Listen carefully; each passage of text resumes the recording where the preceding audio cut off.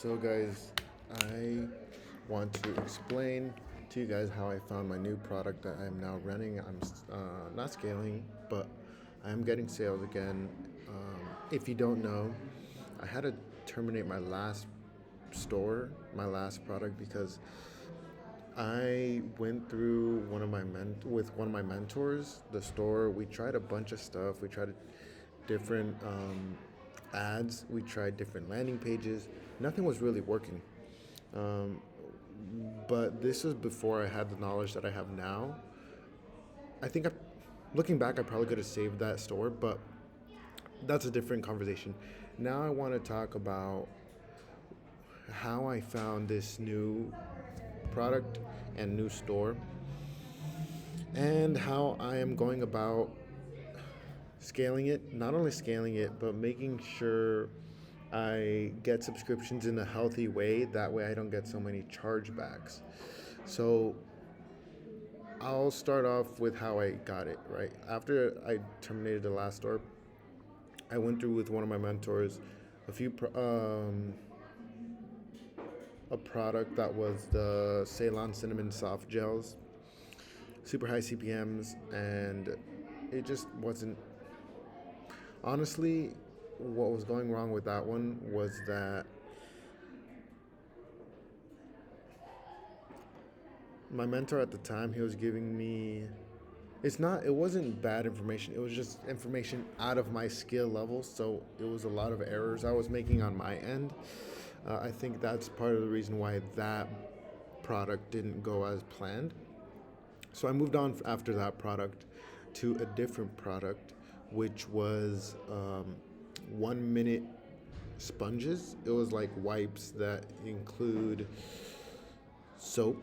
So all you have to do is add water, and then like you can rub it on. It was like convenient for people that like are on the go, and it was selling really well on Amazon, and I didn't see anybody selling it on Facebook.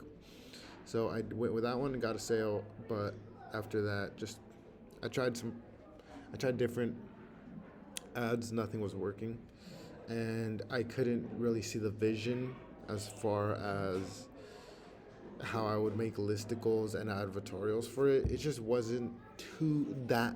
It wasn't a problem that like people legitimately needed, which I came to realize after I tried expanding with landing pages. I was like, this isn't convincing enough. Like the problem isn't big enough. So I moved on after that one. After that one, I spent about a week and a half, 2 weeks, just doing product research, and I was using Kalo data, and I came across a product that intrigued me because the last store that I was able to mini scale with were drops, liquid drops.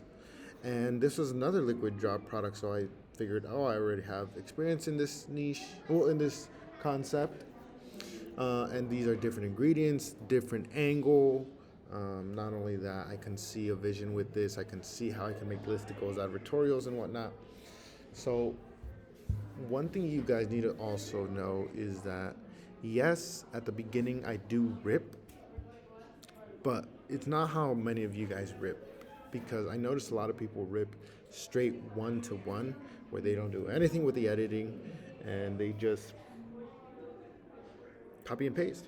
And that's not good, because you're going to get high CPMs, because you don't, if you're doing that, you don't know what makes a good ad, what makes a good hook, what makes a good CTA, call to action, if you don't know what CTA is. So that's not what I don't copy one for one. What I did was I got the top performing ads, but I cut them up, put in my own edits, and put the thing with Kylo data ads is that many times they do a lot of mistakes in my eyes for Meta, because TikTok is different from Meta in terms of how they run ads, and what type of people are on Meta versus what type of people are on TikTok. Also, paid ads versus TikTok shop ads are very different. So you have to know how and what makes a good Facebook ad or Instagram ad. So that's number one. And that comes with time, I believe. Time and mentorship. I think that's a different conversation. But the point is, I clipped up a bunch of already winning ads that were on TikTok Shop. I put the hook that should have been at the beginning. I put it at the beginning. Not only that, I clipped up different clips from different products. I put them into one ad and essentially made a whole new ad, right? I made a whole new ad ripping from many different ads that were in the same niche, and I put it all into one, and I ran it. Now, I'm not scaling with that. I'm not even running those ads anymore. I That was just for validation. I got a sale out of it, but the CPMs were crazy high. They were like 110, 120. The CPC were crazy high too, like $5, and that's not scalable. So, but another thing I saw was that the CTR was there. The CTR was like a 3% or like 4%, which means there is interest in the product, right? So I told this. Oh, wait, another thing I forgot to mention. That week and a half or 2 weeks that I spent product researching, I was sending it to my mentor, one of my mentors. I have a couple. And out of all of the ones, he informed me about the one I really wanted to go with, which is the one I went with. He told me this ingredient is good and it's in a new concept, which is drops, right? People usually sell it in gummies and soft gels, powders, right? So if you're gonna take it in liquid drops, it can work, right? That's what a lot of people do. They take a winning concept and take it onto a different concept, or like a different consumption method. So I took that, also the fact that I know Spanish, so I can sell to the Spanish-speaking market as well, and also the English market. I can sell them both, whichever one works, right? And I'll just hammer on the language that works. Both of them are working. Both of them are working right now, so that's another good thing. But back to the point. Oh, but that's how I found this product that I'm running now. Sent it to my mentor. Not only his feedback to me, but also my feedback to me. You know, and so yeah. So after I got that feedback from the meta ads, I sent the metrics to my mentor, and I was like, hey, like, it got a sale, but metrics are too expensive. What do you suggest I do? Do I move on to different product, or what should I do? You know, I can make new video ads, but chances are going to get the same thing, high CPMs. So I sent him that, and he responded saying, "You should try native ads," because he took a look at my landing page. He's like, "Oh, this all looks great. Now it's just an ad problem, but also it's an offer problem. So I'm gonna try fixing my offer. Thinking about it now, but." He said, "You should try native ads." And he said, "Have you ever tried native ads?" And I said, "No. Honestly, I haven't tried it because I, I, I don't have any skill in that. So I'm worried that with my lack of skill set, I'm not going to be able to perform good with it." He said, "Yeah, honestly, he said it's not so much to learn, but to start learning it." And he sent me a few videos on how to do it. And he referred me to some videos. And this is what separates me from many people trying to enter in the space, is that I'm willing to put so much time, so much effort, so much lack in sleep, that all this knowledge in my head it's bound to make money, right? I spent so much time researching um, native ads, researching my avatar, thinking and going back and forth with AI about different angles, different avatars I can go after, doing research on what's working right now in those angles, using spy tools. So much time that I've spent to learn all of this. So after I think I spent like 2 or 3 days, but it sounds like a little bit, but keep in mind, I slept very little those 3 days that I spent just learning the native ads, um, taking notes, right? So once I felt okay, I think I have the idea down. I think I can make this work. Um, sorry. And once I had that down, I started going back and forth with AI and making some native ads, and I launched them. Right. That's the short version of what really happened, because there goes so much stress, so much energy that goes into it. Right. Money too, money as well. Um, but that's the thing that differentiates me. I am willing to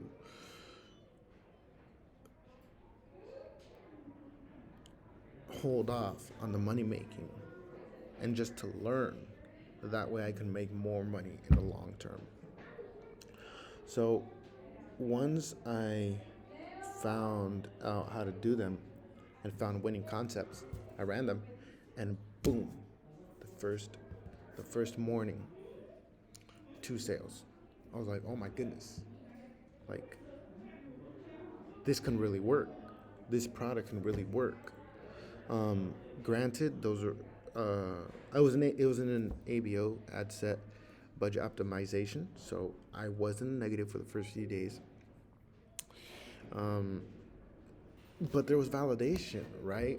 There was validation. I can make all the ads myself with native ads and with all these things. I can test so many angles, test so many avatars, because I've never done it before. And once I figured out how to do it, I'm like, dude, I can make. There's so many things I can do with this. So now I'm running a whole bunch of natives, and I'm working on doing more natives, native image ads, and it's very cool because now I'm stacking subscriptions again and one-time purchases as well. And yeah, so moral of the story is don't be afraid to put in the effort to try something new, because on the other side of that scarcity, that on the other side of that time, energy, resources of learning something new is success.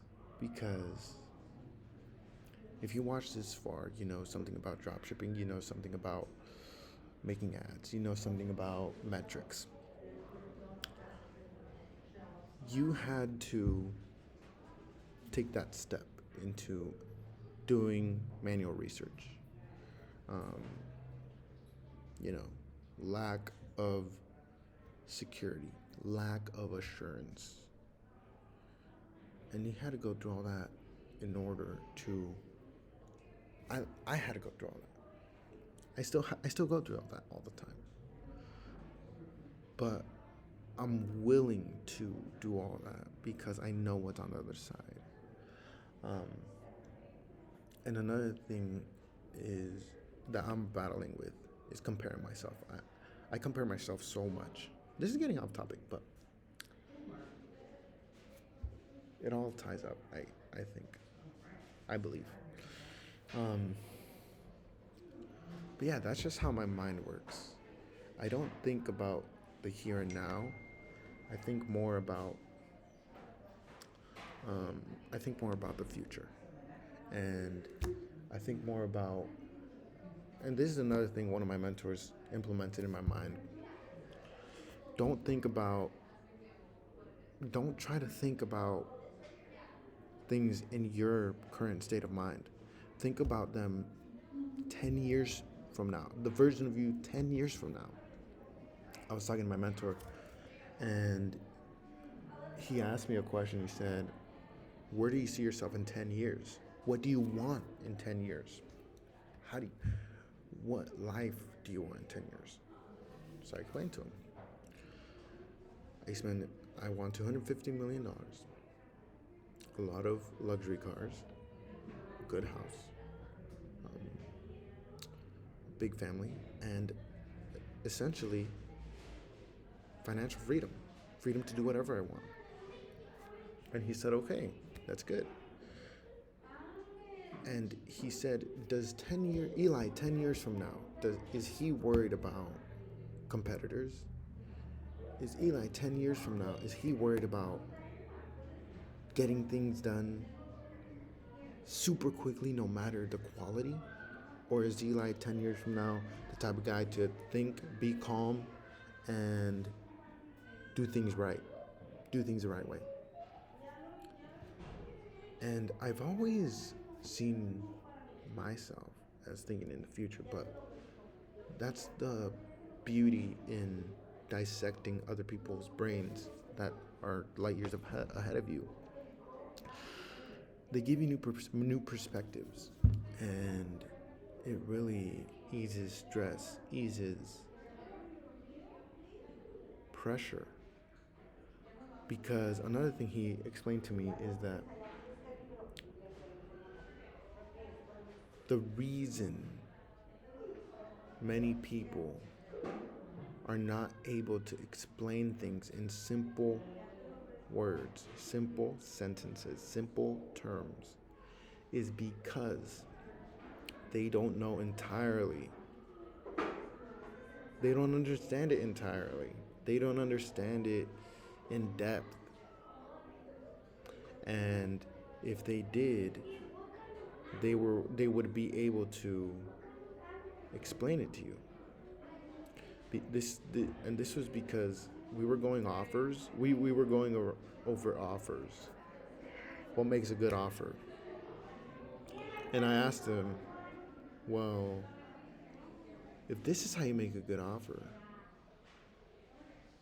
why isn't everybody explaining this? Why isn't everybody doing this? And that was his response. He said, the reason people aren't doing this is because they don't understand. They don't understand the buying psychology. And once you understand it, you're able to explain it in simple terms, and not only that, understand it in simple terms.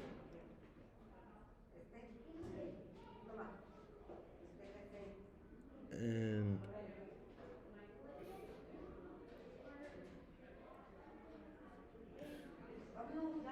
that day, we made an offer. I didn't know if it was going to get sales, but it did. Well, a few. It was like $125 offer off of a bag of soft gels, which you might think, what? 30 servings for $125?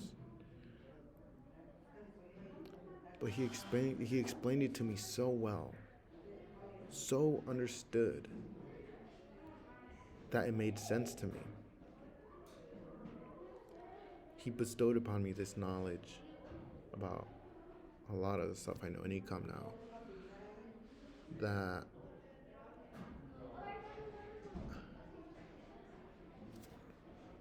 my brain is so well developed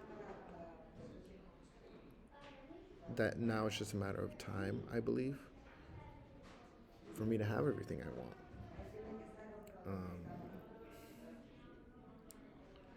Because the way I think of it, and the way Elon Musk said it best, was when you have all this knowledge in your head, it's impossible for you to go broke. Because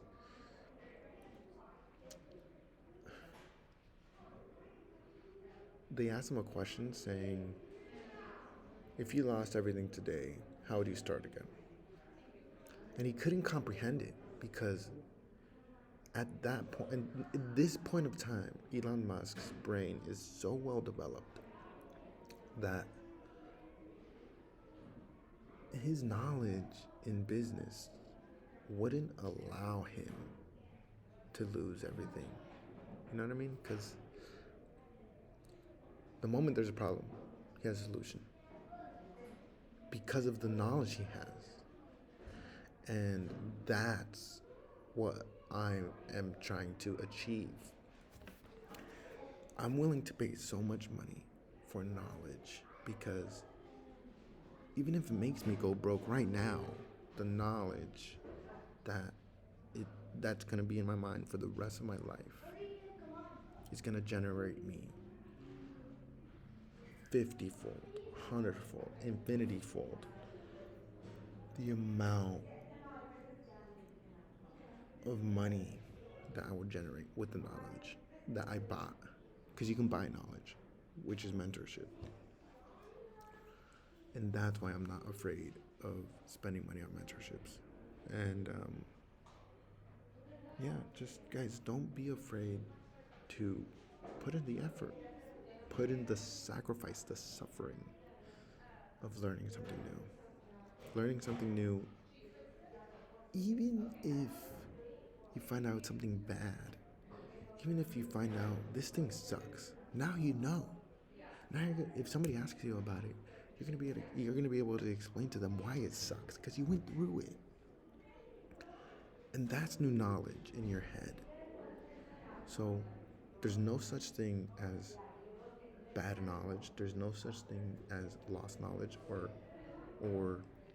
knowledge that's not useful. There's no such thing. All knowledge is useful.